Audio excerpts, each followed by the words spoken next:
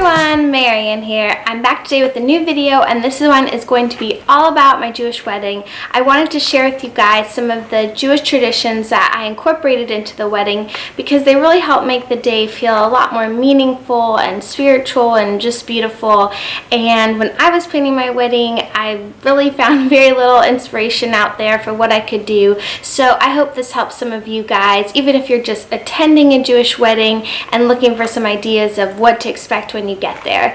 So yeah, I hope you like this video. If you do, please make sure to give it a thumbs up and definitely subscribe to my channel for more content like this. I make videos all about being a Jewish mom, motherhood, cleaning, organizing, all stuff like that. So let's jump into it. One of the most important things to me when getting married was to honor the generations that had come before me. There had been so many beautiful weddings in my family before mine, parents and grandparents, and each of them had Jewish traditions and beautiful ceremonies that I just loved and, you know, felt proud to be continuing on the tradition. So one of the ways we did this is next to our table where you would pick up your kippah before going into the ceremony.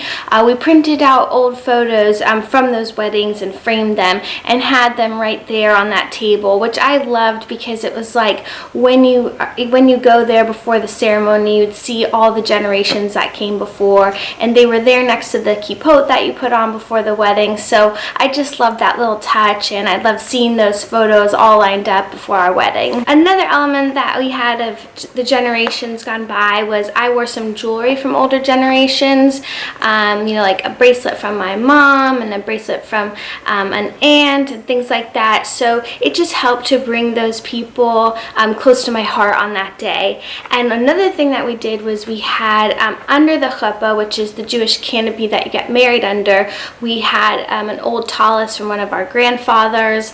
The Kiddush cup that we used during the ceremony was another grandfather's.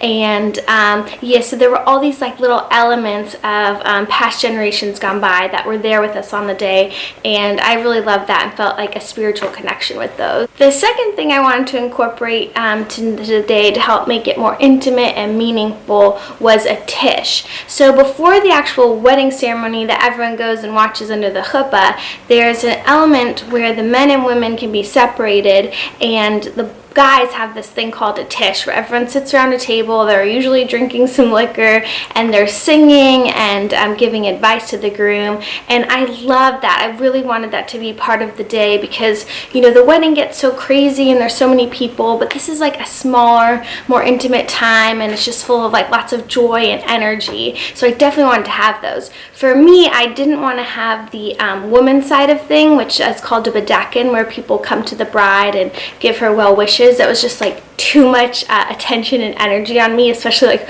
right before I was going to walk down the aisle. I just couldn't handle it, and I think that's okay. Again, like, I think it's okay to choose among the traditions of what's going to be meaningful to you and what's going to work for you. So we had the tish, but we invited men and women to it, and I didn't have a bedekin. But what I did is I came in at the end to sign the ketubah, which is the Jewish marriage contract. So I did get to see like the tail end of it, and of course I've seen it in the video and stuff, and I know how, you know, how special it was and how full of joy and happiness it was, and I know my husband absolutely loved his.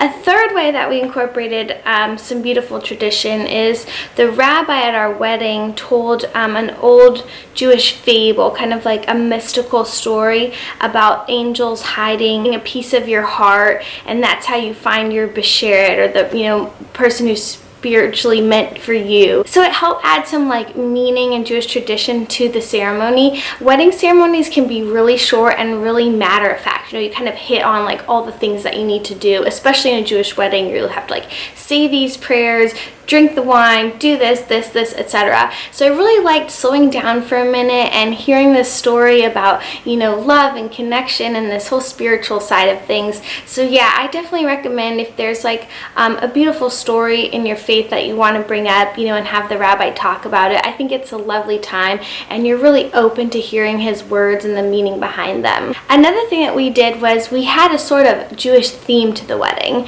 It was very loose, but basically the words Ani ledodi v'dodi li, which means I am my beloved and my beloved is mine, is a very common phrase you'll hear at Jewish weddings. So what I did is I incorporated that throughout the weddings. So it was on our invitations, we said it in the chuppah when we were getting married. So it was just a way of incorporating some, a Jewish phrase that I love throughout the wedding. And even now, whenever I see it or hear it, it brings back fond memories. We have it written on some like Jewish art that we have in our home. Okay, the last thing I want to talk about is music. So this is another way to incorporate some beautiful Jewish traditions into your wedding.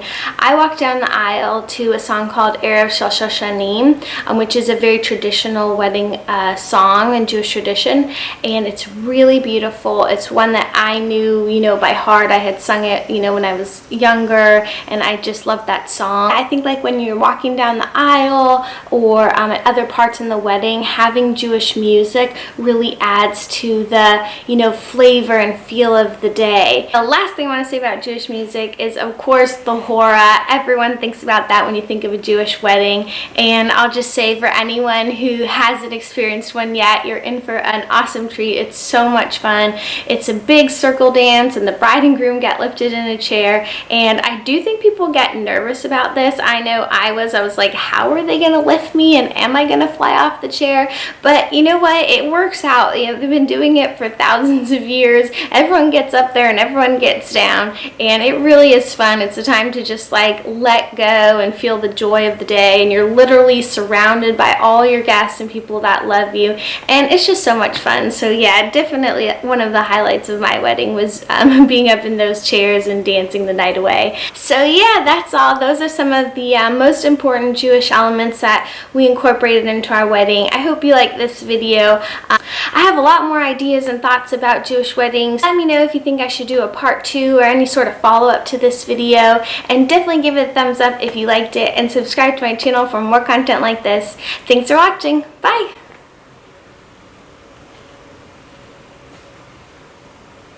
And I'll definitely insert some photos from our wedding so you can see like what I'm talking about.